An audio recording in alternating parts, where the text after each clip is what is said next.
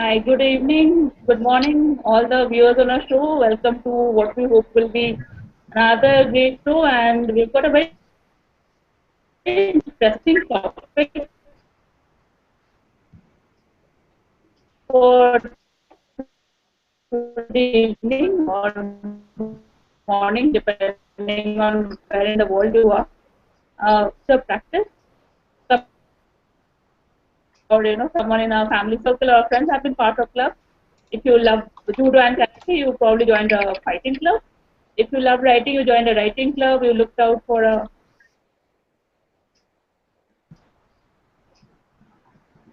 you looked out for a hobby club. Uh, for it. Good evening, good morning, all the viewers on our show. Welcome to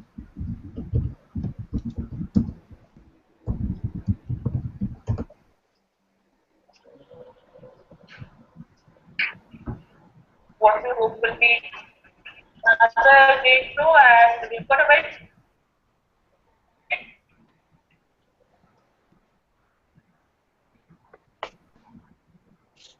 Am I audible now? It's not at 8. We're still a minute away from 8. Am I audible?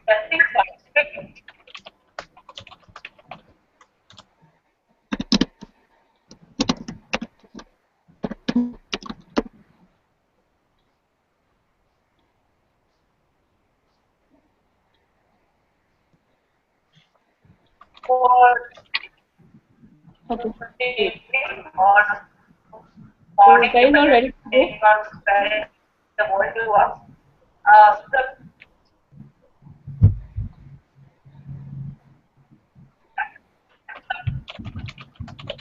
Or someone in our family circle or friends have been part of club. If you love judo and karate, you probably joined a fighting club.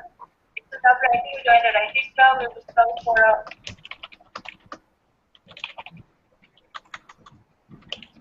you look out for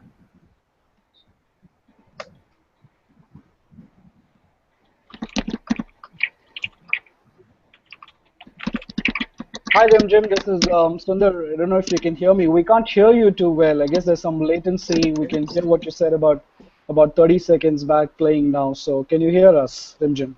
Yeah, I can. I can. Okay. Is the Okay, cool. latency better now? Can you hear me? No, there is latency because we can kind of there's a lot of echo and we can kind of hear you over and over again. So Because in Bangalore it's been raining, probably the internet connection is bad. Good morning, all the viewers. Do you want to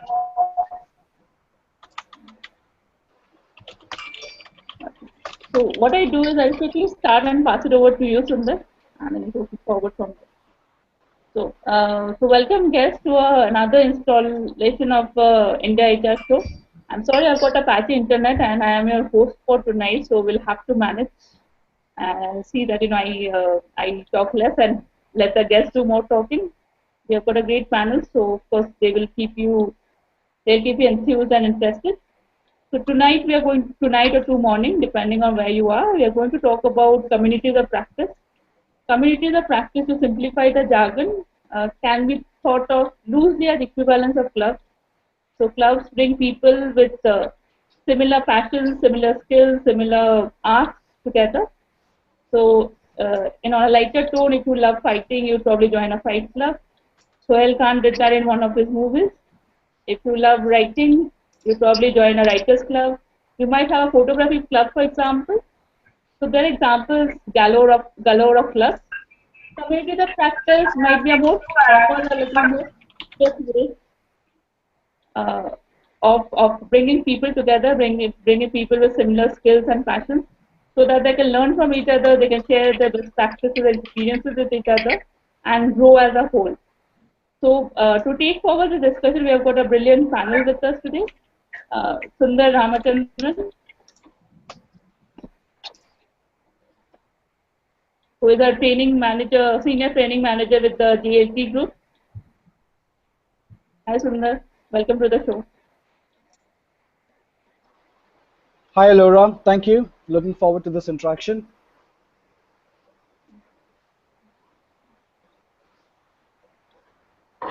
Hi, We then have Surya Rimjim, Mahap. can you hear me? Yes, I can hear you. I can. Okay. You're perfect. Yes, the line is super. Uh, we then have Surya Prakash Mahapatra, who is the India Knowledge and Capability Head for HPGVS. This is the first time that I am on a hangout with Surya, and I look forward to interacting with you. Thank you. Thank you very much for inviting me to this panel. I'm really looking forward to the discussion. Thank you very much. And then we have got Elora Panda, who of course is a part of the India HR Life team and brings in a lot of value. She is a seasoned cleaning and learning professional, a very seasoned HR professional, and which she rounds off with her in-depth knowledge about social media and social HR.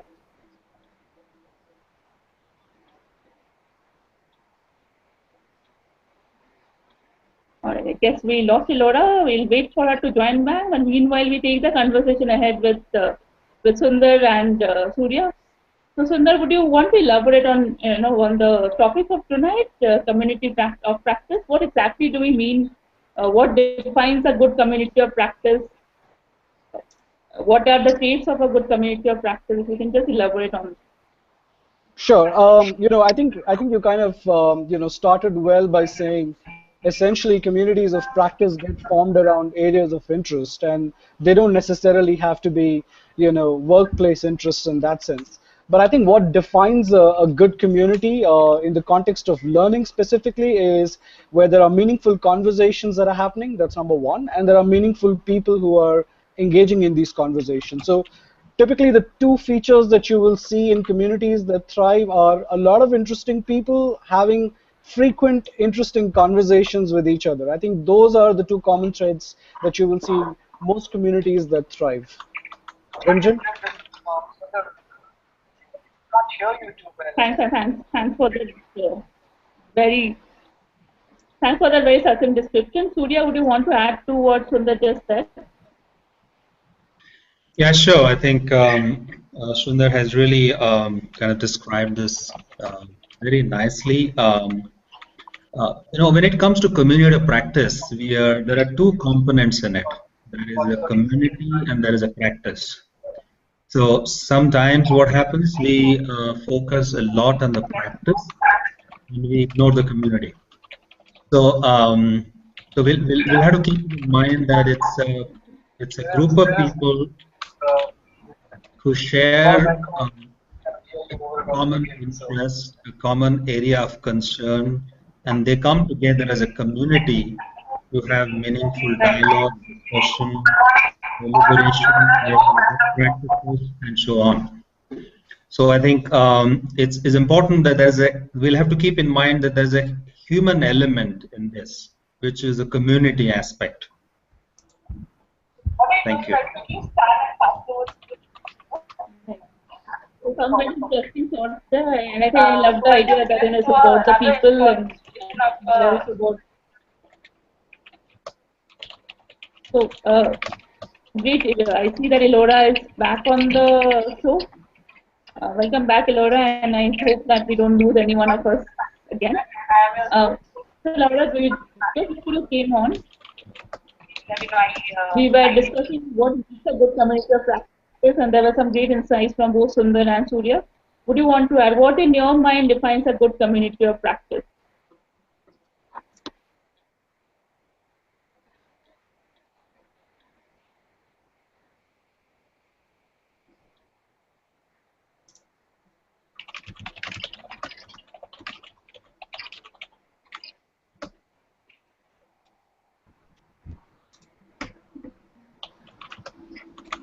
We're obviously facing some technology issues here. There's a lot of latency in the voice.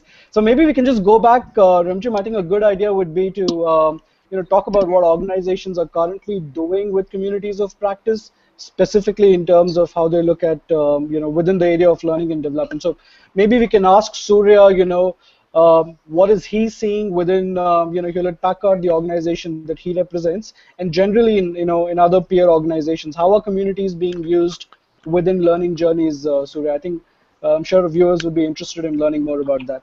Surya? Thank you, Sundar. I think that's a great question to begin with. Um, so communities have been there for since times immemorial. I think ever since the human civilization began, communities have existed in different form, or different shape, or on different form. And communities and organizations have been there for a long, long time, and especially we have seen quality circles in manufacturing organizations and so on. Community in the contemporary business world are also not new. Organizations are promoting communities within their setup, within their employees, and but I think somehow most organizations are yet to figure out how to effectively unleash the power of communities. And I think there is some distance that organizations need to cover even today. But I think we will probably talk more about it as the discussion progresses. But how we are leveraging communities in Hewlett Packard, or how I see this being leveraged in different organizations. To start with, our organization, my organization, HP, uh, we very actively used community for learning, for employee engagement, for communication, and so on. So we have something called the subject matter expert communities, the SME communities, who come together and in an organization depending on various practices. So we have communities who work in the quality practice. Communities, we have the learning and development community as the community of L&D professionals. We have the community of managers, where the frontline managers come together, they share best practices, they discuss the challenges and problems, and what we have been effectively doing is we have been able to blend different approaches to make our communities effective. So since we are a global organization, we are spread across the globe, and people belong to different countries, different cultures, and then we have people from different generations. We have the baby boomers, we have the Gen X, Gen Y, um, and then we have people who have different kind of interests and so on. So I think we have seen that it's really a challenge to bring this dispersed community together and then bring some shared interest. So what we have done, we have actually used different approaches. So our community blends technology very effectively. So we bring our people together as a forum in different locations where they come face to face. We have a virtual platform where they interact with each other, the platform which is very similar to Facebook or any other social networking platform. So we are leveraging enterprise social media. We use our own Wikipedia, and we are trying to integrate mobility to that. So a lot of communications go out to people from the community on their mobile phones. So we are trying to blend different approaches, methods, and tools to make our communities effective. And then we have different kinds of communities, as I said. So depending on the practice or the interest, we bring people together. And most of these communities are self-initiated. They have not been forced on people. People have initiated the communities on their own, and they're very effectively running it themselves.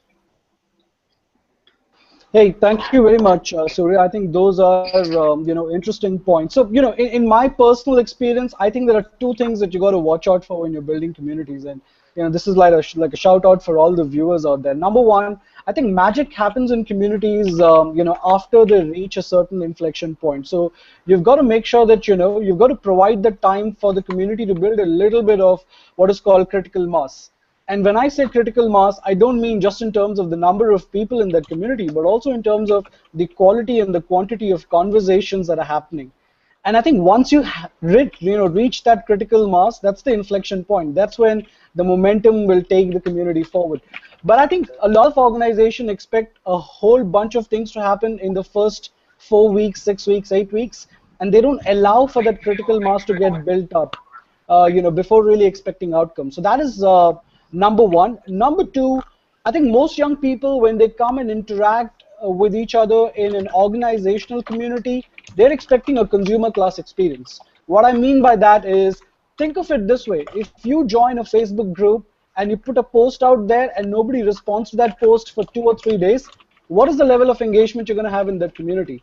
That's a no-brainer, and that's exactly what happens in a typical organizational community, whether it sits in an enterprise social media or outside of it. So you've got to be able to give a very consumer class sort of an experience. So it's not enough if your enterprise network has all the Facebook and Twitter like features. You also need to have the Facebook and Twitter like response mechanisms and also responsiveness. And I think those are really critical when it comes to building meaningful organizational communities. Surya, are there particular examples that you have of how HP has used communities to solve a learning problem or a business problem? Is there something that you can share specific to a particular business context? Okay. Yeah, I think I'll respond to that question, but I would like to mention that you made a very interesting point. Because I found it very interesting, so I want to kind of spend a couple of minutes on this. You mentioned that we need to give time to communities to really flourish, and that's a very, very pertinent point, because it's important that we understand the nature of communities. Like a human being, a community also has life. It has its birth, it has its infancy, its childhood, its youth, and so on. So if we expect the community to behave like a youngster when it is in its infancy, I think that's a huge expectation. So when the community is in its infancy, it requires a lot of nourishment, a lot of support. And not only we should give it time, we should also make sure that there is leadership sponsorship, that we have enough knowledge, enough community champions who are putting their best efforts to nourish the community. I think that's the important. And if that nourishment does not happen in the initial phases, then the community will die down. Coming back to your question, Sundar, sorry, Sundar, you are saying something?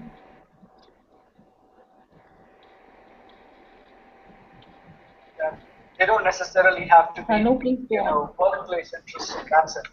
But I think what defines good it's just the latency in the network. Learning specifically is meaningful conversations that are happening, and there are meaningful people who are engaging in these conversations. So typically the two features that you will see in communities that thrive are a lot of interesting people having frequent, interesting conversations with each other. I think those are the two concepts that you will see. Sundar, Elora here. I would like to add also.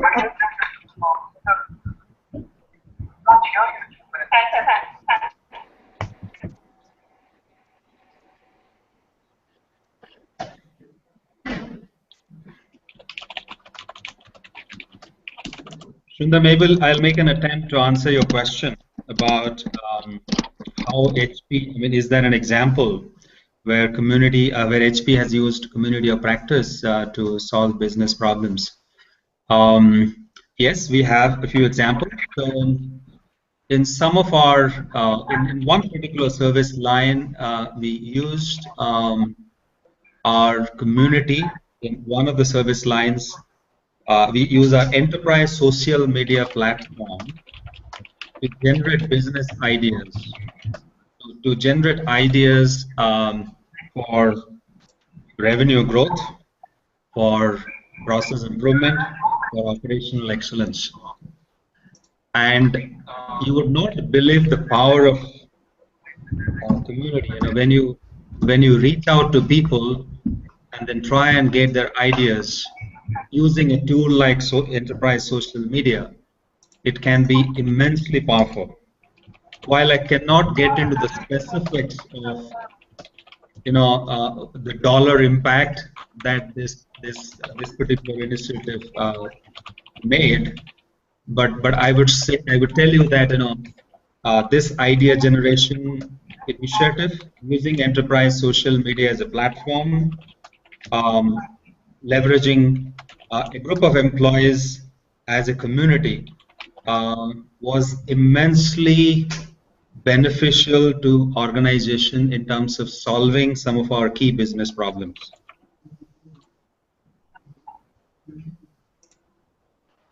Thank you. It's interesting you say that. I think enterprise social networks are really becoming important, right? I mean, there was a Deloitte report last year which said that 90% of Fortune 500 companies would have some sort of an enterprise social network by end of 2013. I'm assuming that has already happened, given that we're almost in mid of 2014. Particularly around the enterprise network, I think we are doing a whole bunch of experiments on how communities can fit into a learning journey. So, for our viewers out there, and I've actually been tweeting a whole lot of use cases. So you can use the hashtag IndiaHR Live, and you can get access to all the use cases, which kind of talk about the mechanics of how you can use a community within a learning journey or even a learning event. Surya, if I can talk to you more about, if I can get an industry context, given the business in which you are in, is it easier for certain sort of businesses or industry sectors to have more meaningful and thriving communities vis-a-vis others? One would associate communities with a sector that you come from, right? Or is it a sector agnostic? What are your views on that? Does it also apply in the old brick and mortar sort of traditional Indian companies? Yeah, though I represent the IT community or the shared services, the IT organization or the shared services industry, ITES industry here. I personally believe that it is industry agnostic. As I mentioned earlier, in the manufacturing industries, we started communities long back. So quality circles were great examples of communities. How great ideas evolved in Japan and in other countries in the manufacturing industry. And it's not about the IT industry or any particular industry. I think human beings have this very common nature to socialize, to come together, to interact, and collaborative learning has been has been common in the past, though it has not been very structured. It has not been formally driven by organizations. But I think it's human nature that they really want to come together. Whether they, as Rimjim was mentioning earlier, people come together and form communities. So that's a human nature. So it really doesn't matter which industry they belong to. It can be effective, and I believe it has been effective in organizations across industries. Hey, thanks, Surya. I think that's an interesting viewpoint. So we're we're almost 30 minutes into the show. So let's talk about, in terms of summing this up, let's talk about some do's and don'ts. So for organizations and folks who are watching, what are your top 2 or 3 do's when it comes to building and nurturing communities, and what are the red flags? What are things that you should not do, which are community killers? So why don't you share your views, and I'll then share mine.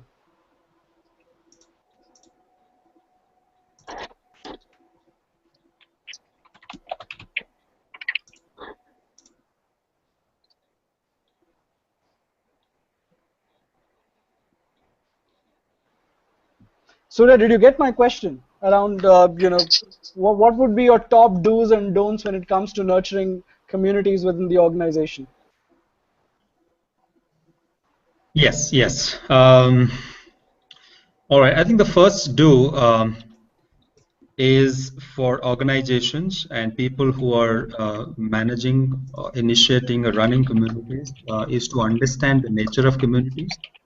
And as I mentioned, that it is extremely important that we understand the communities have a life cycle. And also, another important imperative is for people to understand the composition of communities. Communities include people with diverse interests, and there are people who are interested in sharing, and there are people who are interested in learning. Not everybody is interested in sharing. So community is like a park, There are only very few people who would come to the park to beautify it, but many will come to appreciate the beauty of the park. And there are those small vendors who would come there to sell sell something to people who are visiting the park. So there are different people with different interests, and understanding the composition of your community is extremely important. And if you don't understand that, and we expect everybody to share or everybody to learn, then it's not going to work. And typically you'd see that in a community that only 10% of the people are active. And that's very normal. There's nothing to be worried about it or surprised about it. It's only about 5 to 10% of the people who are going to be active contributors to the community. There could be another 10, 20% who would be occasionally active in the community. The rest would not be active at all. But that does not mean that they're not part of the community. You may not know that they're keenly watching as to what's going on, what is being posted in the site, what blog, is there a new blog? They keep watching, they keep appreciating, but you may not really see their activity on the community front. The few other do's would be for the community champions to keep it always active, interesting, and alive. Bring the element of surprise. I think that's extremely important. If you look at Facebook, which is the most popular social networking platform, they keep bringing new features all the time. Breaking the monotony, which is extremely important. And organizations need to make sure that they have community champions.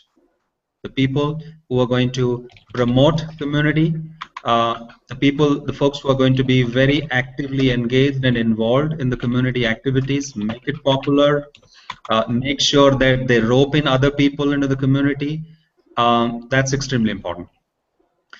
A couple of other things which is important is have a good recognition program. Recognize the contributors, the active contributors, and never forget the community aspect. So imagine what's not important only is the practice, is also the community. There are people, there are human beings. So use every opportunity to socialize, to connect, to engage, to celebrate success. That's extremely important. So these are some of the do's of great communities. The don'ts should be, I would say, the leadership team, the senior leadership should never ignore the power of community. We need leadership sponsorship. That's extremely important. Do not ignore the cultural issues, the cultural diversities. Make sure that you cater to the needs of various kinds of people, and there is a diverse audience possibly in a community. Don't ignore that aspect. And most important, never give up, because you will see that your community is not thriving. You will see it's taking time. You will gradually see there is traffic coming in, but there is no quality conversation happening. But never give up. You will see gradually quality conversations have started happening, but it is cyclic.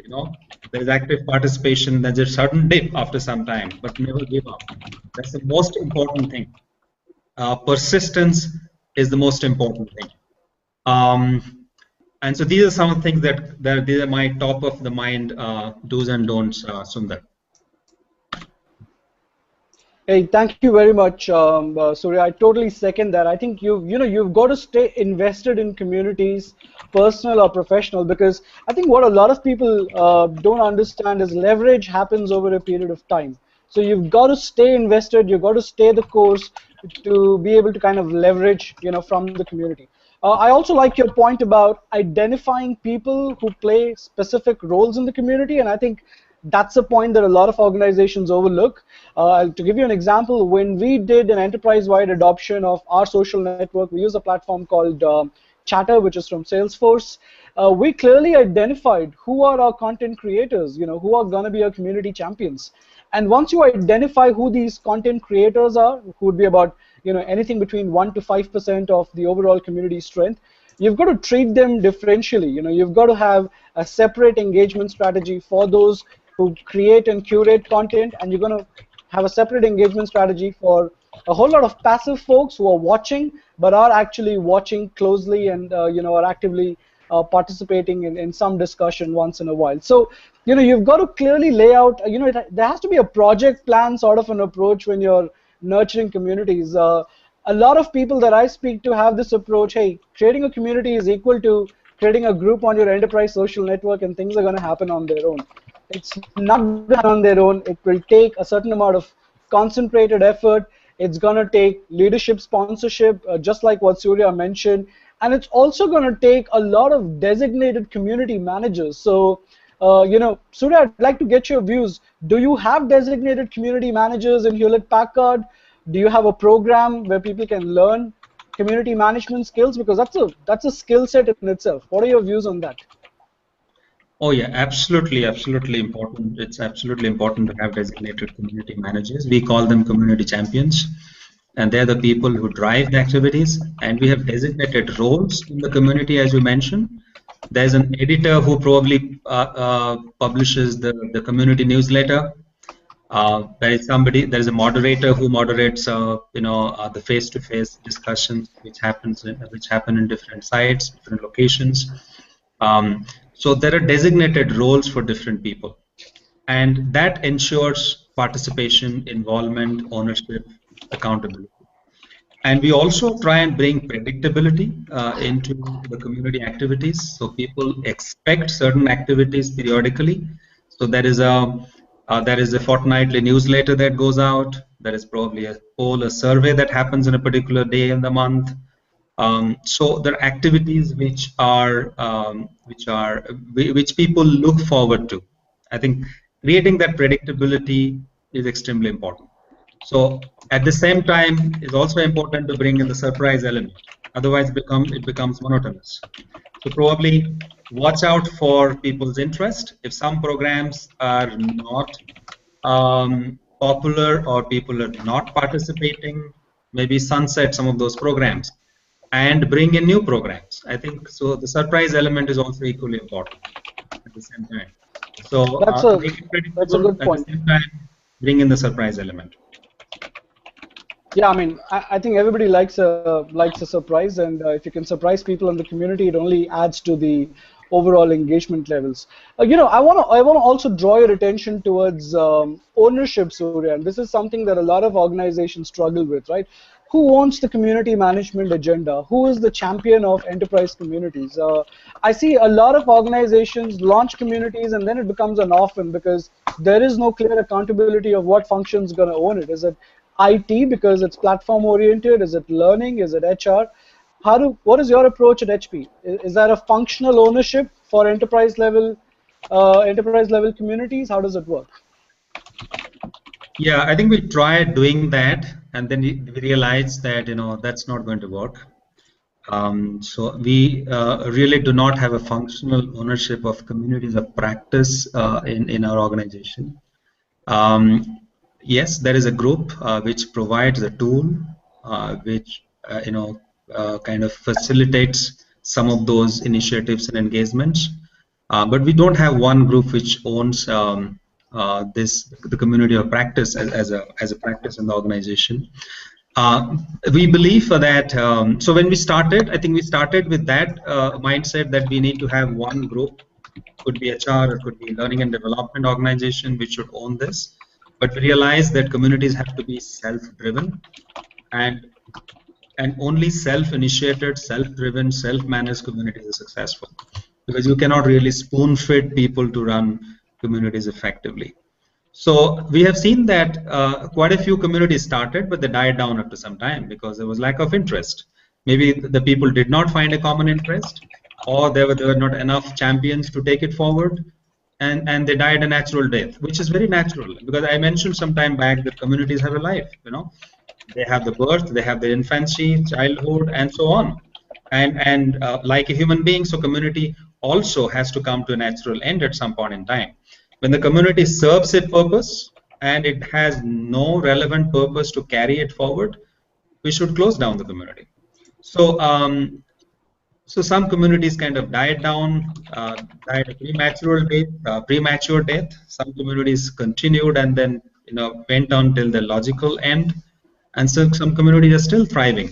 So while we need a champion within the community, I personally do not believe that there should be, this COP should be owned by a function or a group of or a particular group or department within an organization. That is my personal view, and my experience also says that, Sundar. Hey, thank you very much, Surya. And I want to just apologize to the viewers. Some of our colleagues and our host has had some technical issues, so you may not have had the seamless India HR Live experience that everybody has now gotten used to. But I hope you can find value in the bits and pieces of the conversation that Surya and I've had. Unfortunately, I've not been able to track the Twitter stream. As a practice, we normally make it interactive. There's a lot of meaning in dialogue, so we do ask our guests a lot of questions. We haven't been able to do that. But I guess part of being in a community is to have each other's back, so we kind of tried doing that. Hope you've had fun. Nisha is going to be storifying this, this conversation. I know a lot of you have been tweeting interesting reference links and videos around best practices. I've been tweeting quite a few use cases. So, again, those are all link forwards that you can refer to. So great, thank you. On behalf of India HR Live, I'd like to thank you all for making the time for this interaction. Thank you, Surya. I enjoyed talking to you. I look forward to talking to you later as well. Thank you very much, Sundar. I really enjoyed talking to you as well. Thank you so much. All right. Thank you very much for logging in. Everyone, have a good evening. Bye-bye. Thanks. Bye-bye.